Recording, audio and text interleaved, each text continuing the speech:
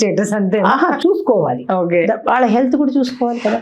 నా హెల్త్ ఎలా ఉంది నేను కూడా ఇప్పుడు వాళ్ళందరికీ కోరికలు కదండి, నాకు ఇల్లు ఉండాలా, కారు ఉండాలా, మంచి ఉద్యోగం ఉండాలా, అన్ని ఈఎంఐలు అన్ని కట్టుకోవాలా, ఇవన్నీ కూడా ప్లానింగ్ అంటే రెండు మంచివి కావు.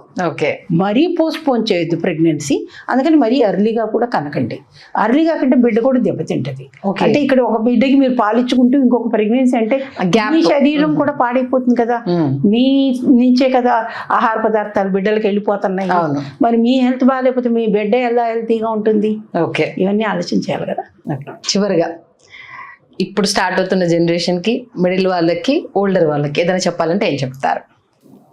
అందరికీ ఒకటే మాటేనండి, ఇంట్లో వాళ్ళని సరిగ్గా చూసుకోండి.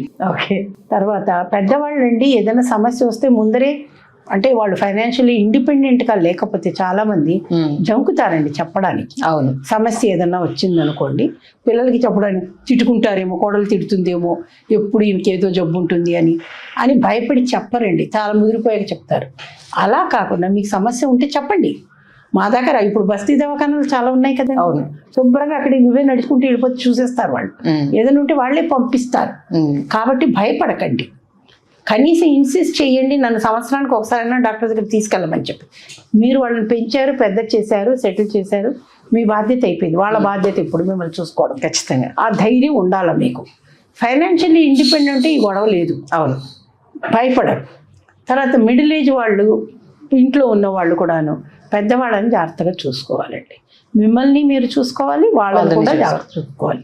ఎందుకంటే వాళ్ళు మిమ్మల్ని పెంచి పెద్ద చేశారు కాబట్టి వాళ్ళ సమస్యలకు మీరు పట్టించుకుని వాళ్ళని తీసుకెళ్ళి చూపెట్టాలా. ఎందుకంటే కొంతమంది విసుక్కుంటారు, పెద్దవాళ్ళు ఎప్పుడు నా సార్ ఏదో ఒకటి ఉంటుంది వీడికి అని. కానీ చూపించకపోతే ఎలా అవుతుంది? వాళ్ళకి షుగర్ ఉండొచ్చు, బీపీ ఉండొచ్చు. డాక్టర్ చెప్పినప్పుడు తీసుకెళ్ళండి, చూపెట్టండి, అది మీ బాధ్యత. కాబట్టి ఇప్పుడు గవర్నమెంట్ దాని కొరకని మనకి ఏమన్నా లా తీసుకురావాలండి భయంకరంగా. ఇప్పుడు లా వచ్చింది కదా, మనకి చేసింది కూడా, కానీ అది తప్పు కదండి. మనమే చూసుకోవాలి, బాధ్యత. రేపు మనం పెద్దవాళ్ళు అయినప్పుడు మన పిల్లలు చూసుకోవాలి కదా. ఇది మనం ఆలోచన చేయాలి.